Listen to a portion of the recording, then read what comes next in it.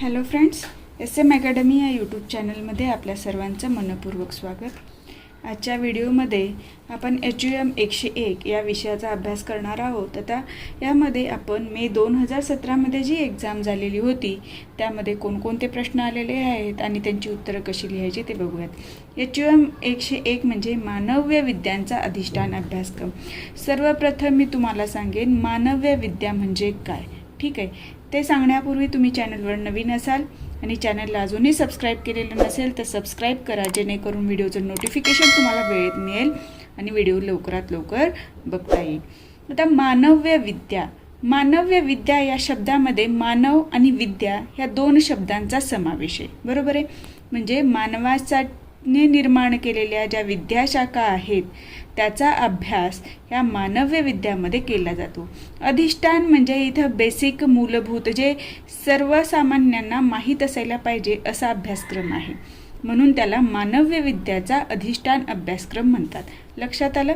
तर आता प्रश्न काय आहेत आणि आपल्या ह्या एका शब्दाच्या अर्थावरून तुम्ही आत्तापर्यंत शालेय स्तरापासून आत्तापर्यंत जे अनुभव घेतलेले आहेत त्या आधारे प्रश्नाची उत्तरं कशी लिहायची ते पण तुम्हाला लक्षात येईल. आता पहिला प्रश्न, खालीलपैकी कोणतेही 4 उपप्रश्न सोडवा. प्रत्येक प्रश्नाचं उत्तर आपल्याला 75 ते 100 शब्दात लिहायचं आहे. वैज्ञानिक पद्धतीमध्ये दिसून येणारे 5 टप्पे स्पष्ट करा. ठीक आहे, विज्ञानाचा अभ्यास आपण केलाय, त्याचं उत्तर आपण पुढे बघूया. तत्वज्ञान म्हणजे काय? दुसरा प्रश्न. तिसरा आहे तत्वज्ञानाच्या 5 प्रमुख शाखा स्पष्ट करा. आणि चौथा प्रश्न आहे कला म्हणजे काय आणि कलेच्या 2 व्याख्या लिहा. 5वा प्रश्न आहे कलेच्या वर्गीकरणाची मुख्य 5 मानके स्पष्ट करा. ठीक आहे, हे 5 प्रश्न आज आपण या व्हिडिओमध्ये बघणार आहोत. चला तर आता उत्तर कसं लिहायचं ते बघूया. आता वैज्ञानिक पद्धतीमध्ये दिसून येणारे 5 टप्पे स्पष्ट करा. आता वैज्ञानिक पद्धत हा वैज्ञानिक शब्द वाचल्यानंतर तुम्हाला विज्ञानाची आठवण येते, बरोबर आहे. विज्ञान म्हणलं की प्रयोग येतात, ह्या सर्व गोष्टी आपल्याला आठवतात. तर आता आपण शाळेमध्ये म्हणलेलं असतं की न्यूटननी हा सिद्धांत मांडला, त्यांनी हा सिद्धांत मांडला, मग त्याचा हा सिद्धांत त्यांनी खोडून काढला. ह्या सर्व गोष्टी म्हणजे काय आहेत, ह्या वैज्ञानिक पद्धतीमधले 5 टप्प्यांमधला एक भाग आहे. तर वैज्ञानिक पद्धतीतील वैगमनिक पद्धतीमध्ये वैगमनिक म्हणजे काय, वरून खाली म्हणजे मुळापासून एक स्टेप पुढे वाढत जाणे.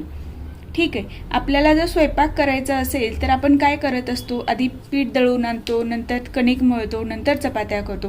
म्हणजे ही जी प्रोसेस आहे तसं एक स्टेप ह्या पद्धतीमध्ये वाढत जाते आणि ते व्हेरीफाय होत असतं. तर या विगमनिक पद्धतीमध्ये टप्प्याटप्प्याने वैज्ञानिक शोध अथवा सिद्धांतापर्यंत जात असतो. ठीक आहे, या वैज्ञानिक पद्धतीतील किंवा विगमनाचे टप्पे पुढील प्रमाणे सांगता येतील. किती टप्पे आहेत? 5 टप्पे आहेत. सिद्धांत, कल्पना किंवा अभ्युपगम. आपण एखाद्या गोष्टीचे सिद्धांत मांडतो, त्यानंतर दुसरी स्टेप आहे त्या सिद्धांत कल्पनेची प्रचिती येते आणि तिसरं आहे सिद्धांताची मांडणी केली जाते. हे 3 जे आहेत हे विज्ञानाशी संबंधित टप्पे आहेत. चौथा जो आहे सामाजिक विज्ञानाची अभ्यास पद्धती आणि 5वा आहे मानव्य विद्याची अभ्यास पद्धती. लक्षात आलं. तर हे 3 गोष्टी कशा होतात मी तुम्हाला सांगते, म्हणजे पुढचा कंटेंट तुम्हाला समजायला सोपा जाईल. आपण एखादा आधी सिद्धांत मांडतो किंवा कल्पना मांडतो, बरोबर आहे. त्या कल्पना मांडल्यानंतर त्या बरोबर आहेत की नाही ते आपण स्वतः चेक करत असतो. म्हणजे त्या सिद्धांत किंवा कल्पनेची आपल्याला स्वतःला प्रचिती येते का, ते तसंच घडता का, ह्याचा आपण अभ्यास करत असतो. आणि जेव्हा आपल्याला लक्षात येतं की हो हे असंच घडतं, त्यावेळेला आपण सिद्धांताची काय करत असतो, मांडणी करत असतो. जसं की आता इथे बघितलं आपण, ही सिद्धांत कल्पना आहे की सूर्याच्या उष्णतेनं पाण्याची वाफ होते, वाफेचं परत रूपांतर पाण्यात होतं आणि पावसाद्वारे परत ते जमिनीवर येतं. ठीक आहे, ही सिद्धांत कल्पना आहे. म्हणजे ही ऋतुचक्राची कल्पना झाली. हे ऋतुचक्राची जी कल्पना आहे, वाफ होणे, पाणी येणे, हे ते म्हणजे तिथे काय झालं, जलचक्र निर्माण झालं, बरोबर. मग आपण फक्त जलचक्राची कल्पना मांडली, तिथे असं होतं. मग ते तसंच होतं का, हे प्रचिती आपण वेगवेगळ्या गोष्टीतनं घेत असतो, प्रयोगशाळेत पण आपण करून बघतो. ठीक आहे, ही प्रचिती आपल्याला मिळाली की त्यानंतर आपण मांडणी करतो की सूर्याच्या उष्णतेमुळं या जलचक्रामध्ये या पद्धतीनं कार्य होतं. तर ह्या काय आहेत, वैज्ञानिक पद्धतीतल्या ह्या 3 पहिल्या ज्या ह्या आहेत टप्पे आहेत ते. आधी कल्पना मांडायचं किंवा अभ्युपगम हा एक शब्द वापरला जातो, त्याला इंग्लिशमध्ये हायपोथेसिस म्हणतात. त्याच्यानंतर त्या कल्पनेला आपण पुष्टी करतो की बरोबर तसंच होतंय का, पुरावे गोळा करत असतो. नंतर ते सर्व आपल्याला क्लिअर झालं की हो हे असंच होतं, ह्याचा ह्या पुरावा आहे, त्यानंतर आपण त्या सिद्धांत कल्पनेची मांडणी करत असतो. त्यानंतर सामाजिक विज्ञानाची अभ्यास पद्धती. सामाजिक विज्ञान म्हणजे समाजाचं ज्ञान, समाजाचा अभ्यास करणे. ठीक आहे. आणि मानव्य विद्यांच्या अभ्यास पद्धती म्हणजे मानवाने ज्या कुठल्या विद्याशाखा निर्माण केलेल्या आहेत, ज्या या पद्धतीने प्रयोग करून आपण मांडत नाही, हे करू शकत नाही त्याचे प्रयोग, त्या शाखांचा अभ्यास. ठीक आहे. ह्या प्रश्नाचं उत्तर मी तुम्हाला समजून सांगण्यात वेळ लागणार आहे, कारण हा पहिला जो पार्ट आहे आपला तो थोडासा कठीण आहे. आता बघूया सिद्धांत कल्पना किंवा अभ्युपगम. शास्त्रज्ञ आपल्या निरीक्षणातून अनेक पुरावे जमवतात व त्यांची छाननी करतात. कोणता पुरावा अभ्यासासाठी योग्य आहे किंवा आधीच्या पुराव्यांना पुष्टी देणारा आहे हे ठरविले जाते. यासाठी प्रयोगशाळेची निर्मिती करून तेथे प्रयोगाद्वारे निरीक्षण केलं जातं. उदाहरण दिलेलं आहे, सूर्याच्या उष्णतेने पाण्याची वाफ होते आणि वाफेचे पुन्हा पावसाच्या पाण्यात रूपांतर होते.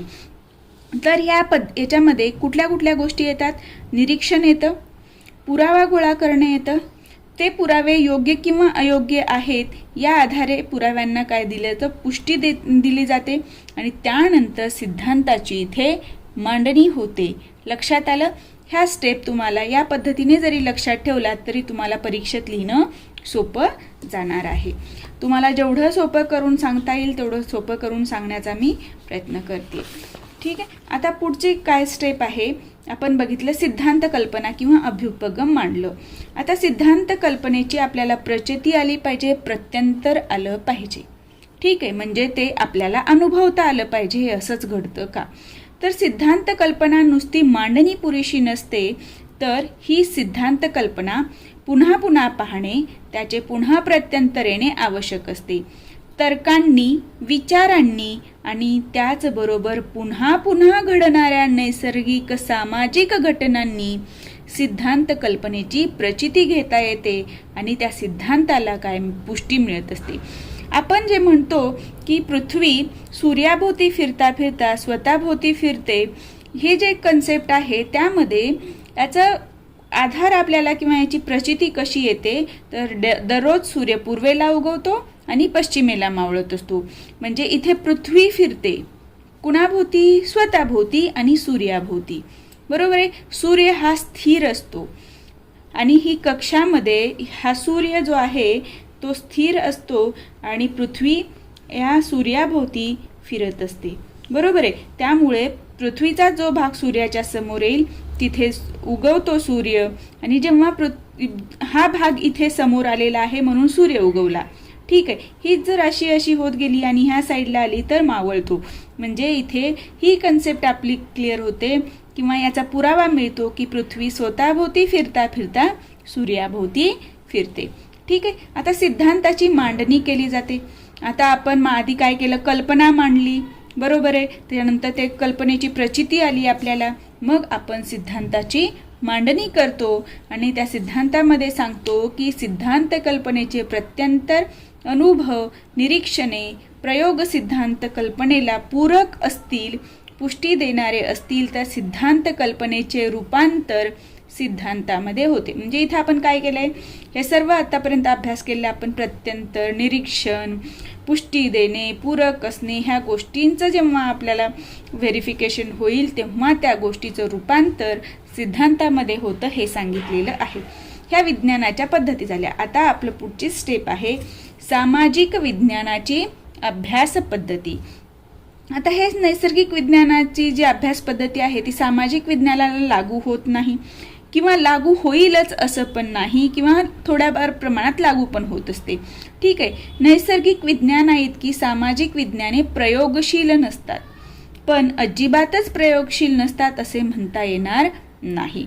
आता अर्थशास्त्र, मानसशास्त्र, समाजशास्त्र यासारख्या सामाजिक शास्त्रांचा विचार नैसर्गिक विज्ञाने म्हणून करावा का, असा विचार काही सामाजिक वैज्ञानिक मांडतात. म्हणजे आता हे सामाजिक विज्ञानामध्ये बघा, अर्थशास्त्राचा जर आपण विचार केला तर अर्थशास्त्रामध्ये गरिबीची कारणे कोणती याचा जर अभ्यास केलो तर आपल्याला काही प्रमाणामध्ये प्रयोगांचा हेल्प होत असते आणि काही प्रमाणात नाही. म्हणजे इथं काय आहे, नैसर्गिक विज्ञानाप्रमाणे आपण इथे परफेक्टली प्रयोग करू शकत नाही. मानव विद्याची आता अभ्यास पद्धती ही काय झाली, सामाजिक विज्ञानाची अभ्यास पद्धती आणि ही झाली मानव विद्याची अभ्यास पद्धती. 5वी स्टेप. तर मानव विद्यांच्या शाखामध्ये कोण येतात, कुठले विषय येतात, तर तत्वज्ञान येतं, नीतिशास्त्र येतं, विविध कला येतात, साहित्य येतं, भाषाशास्त्र यांचा विचार होतो. आणि नैसर्गिक विज्ञानाची अभ्यास पद्धती येथे लागू होत नाही. प्रत्येक मानव विद्याशाखांचा अभ्यास वेगवेगळ्या पद्धतीने होतो. तत्वज्ञानाचा वेगळ्या पद्धतीने, नीतिशास्त्राचा वेगळा, कलेचा वेगळा. ठीक आहे. नीतिशास्त्रामध्ये कसा अभ्यास होतो, तर मानवी मूल्य आणि आचारांचे नियम याचा विचार केला जातो. मानव वंशशास्त्र किंवा इतिहासामध्ये आदिम काळापासून आत्तापर्यंत कोणकोणती स्थित्यंतरे म्हणजे बदल झाली, कोणकोणत्या कला विकसित झाल्या यांचा अभ्यास केला जातो. लक्षात आलं. या पद्धतीने आपल्याला वैज्ञानिक पद्धतीमध्ये दिसून येणारे महत्त्वाची 5 टप्पे आहेत. पुढचा प्रश्न होता तत्वज्ञान म्हणजे काय.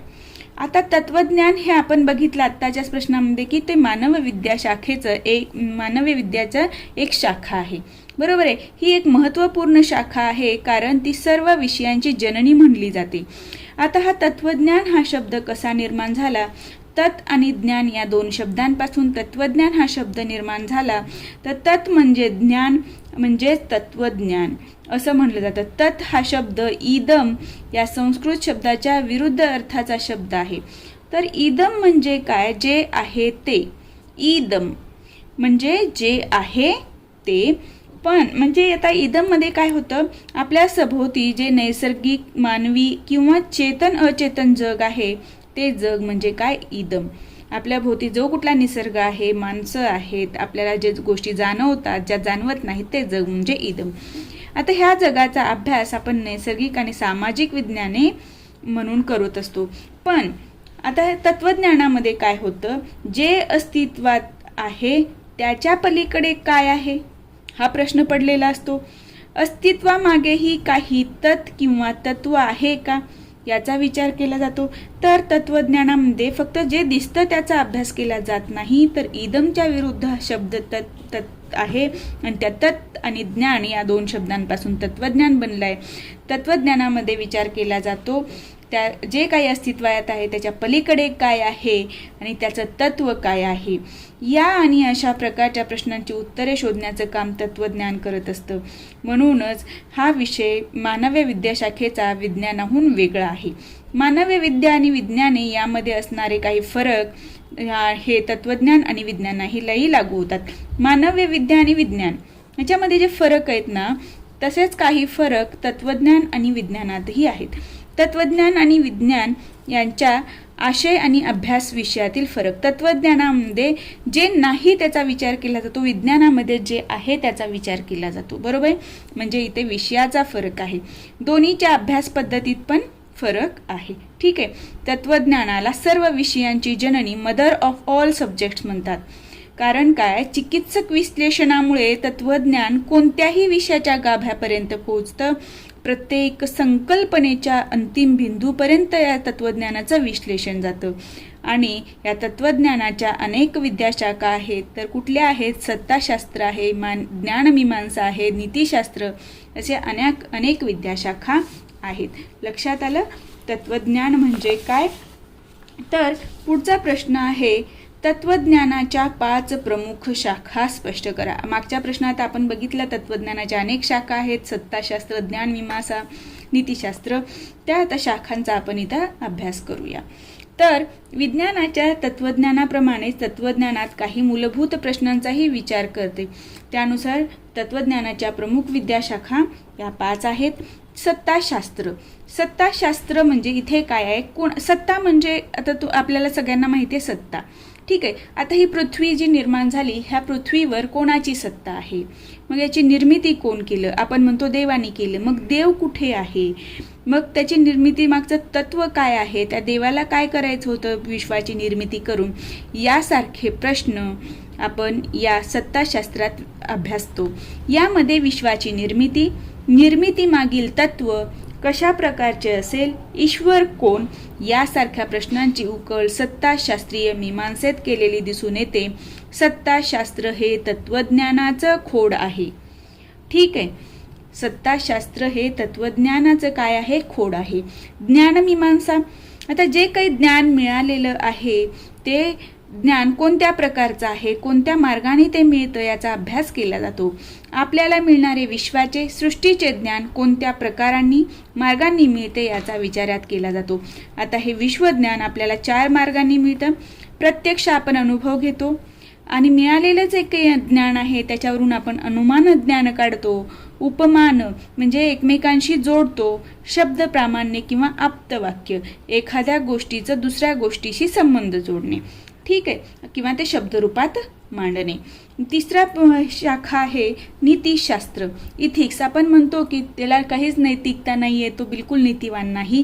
तर इथे नीती म्हणजे काय? मानवाच्या कृती ज्या काही आहेत त्या चांगल्या आहेत, वाईट आहेत, त्याने योग्य केलं की नाही केलं, त्याचा उद्देश कसा होता, या सर्व प्रश्नांची चर्चा नीतिशास्त्रात केली जाते. सौंदर्यशास्त्रामध्ये इथे सहज आपल्याला लक्षात येतं की इथं कलेचा संबंध येतो.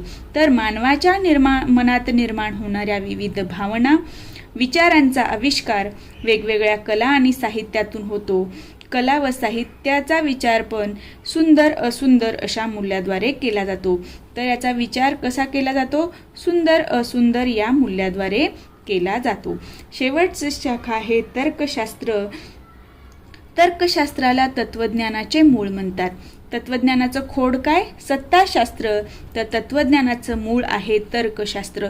तर्क लावत जायचं प्रत्येक गोष्टीमध्ये, हे का ते का, सतत विश्लेषण करत जाणं, याच्यातूनच तर तत्वज्ञानाची निर्मिती झालेली आहे. कोणत्याही विचारांचे, संकल्पनेचे, गृहीतकाचे चिकित्सक विश्लेषणासाठी, विचार सुसंगतपणे मांडण्यासाठी आपल्याला तर्कशास्त्राची गरज भासते. विज्ञानाचं जरी उदाहरण घेतलं, प्रयोग करायचे, मग याच्यानंतर ही स्टेप येते, याच्यानंतर हे येतं, याच्यानंतर हे होतं, याच्यामुळे हे होत असेल, हे जे आपण चिकित्सकपणे विश्लेषण करतो त्या सर्व गोष्टींच्या मागे आपला तर्क महत्त्वाचा असतो.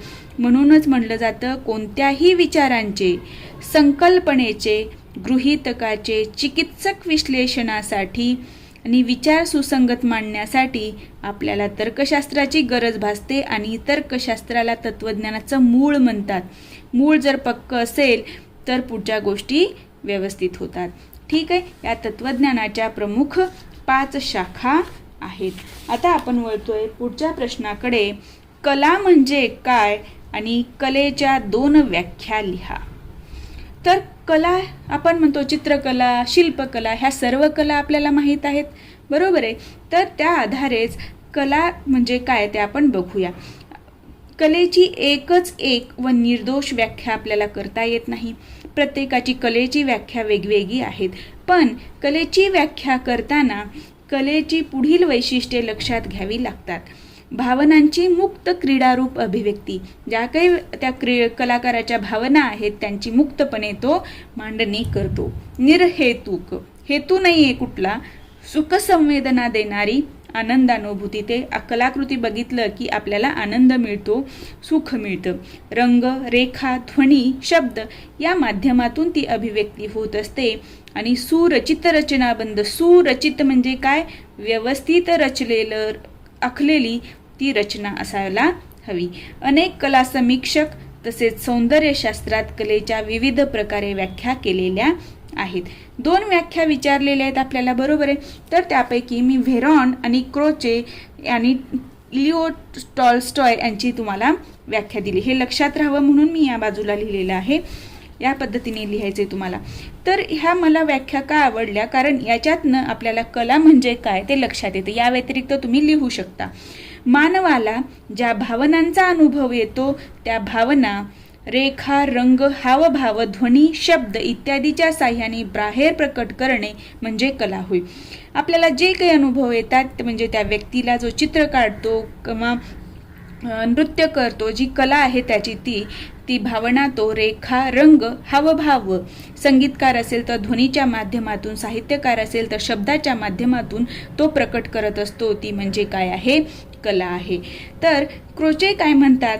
कला म्हणजे कलावंतांच्या अंतरंगात प्रतीत झालेल्या अनुभूतीचा बाह्य आविष्कार किंवा आत्माविष्कार होय. कलावंताला जे काही मनाला वाटलं, जे काही त्यानं अनुभव घेतलं ते आपण मूर्त रूपामध्ये बाहेर लोकांना दाखवण्यासाठी जी आविष्कार केलेला असतो तो म्हणजे काय? कला होय. आता लिओ टॉल्स्टॉय काय म्हणतात बघूया.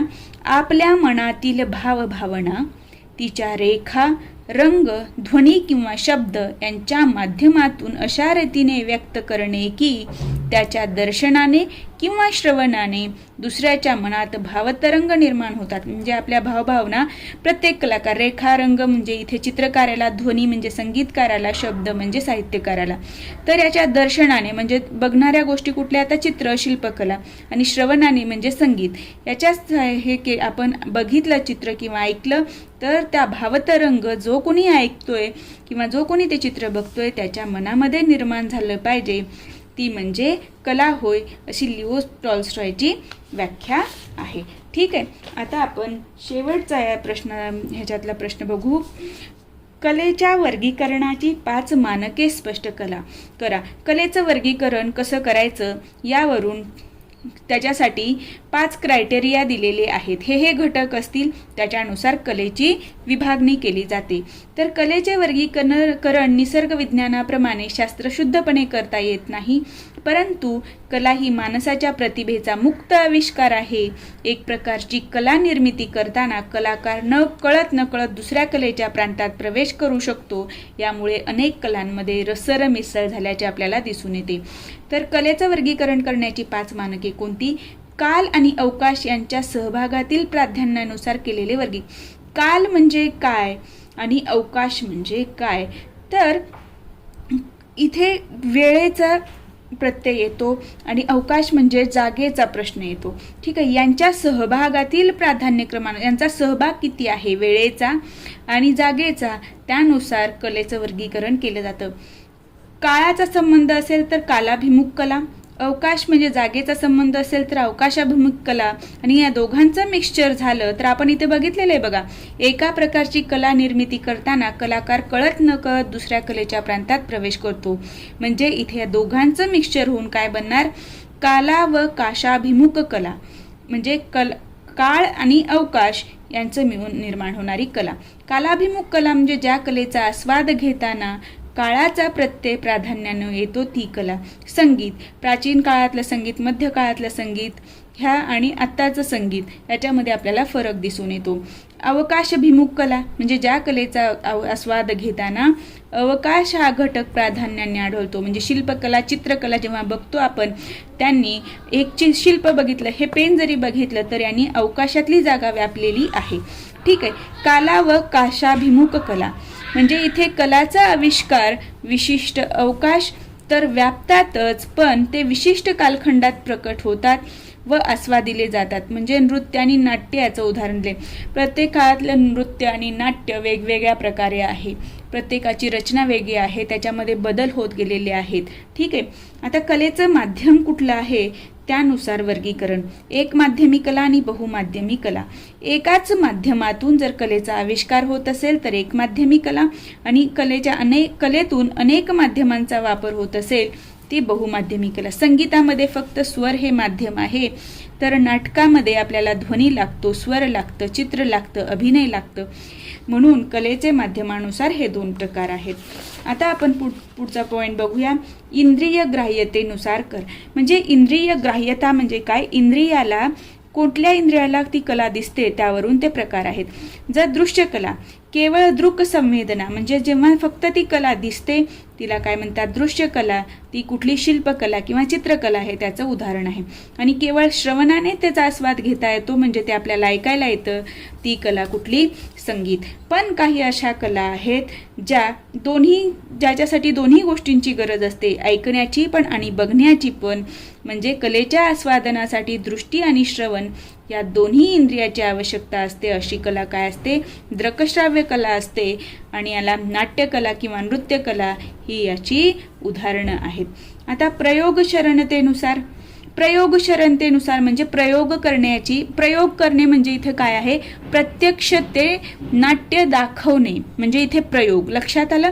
तर प्रयोगशरण कला आणि न प्रयोगशरण कला म्हणजे प्रयोग करायची गरज आहे किंवा नाही याच्यावरून हे प्रकार पडतात.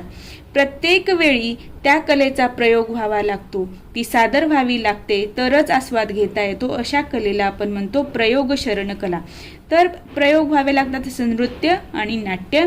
आणि न प्रयोगशरण कला म्हणजे काय, जिच्या आस्वादनासाठी प्रत्यक्ष निर्मिती प्रक्रियेवरून अवलंबून राहावे लागत नाही, गरज नाहीये. एकदा एक वेळा निर्मिती झाली तर आपण ते कितीही वेळा बघू शकतो. एकदा निर्मिती झाल्यावर तिचा कितीही वेळा आस्वाद घेता येतो. जसं शिल्पकला, चित्रकला, साहित्य.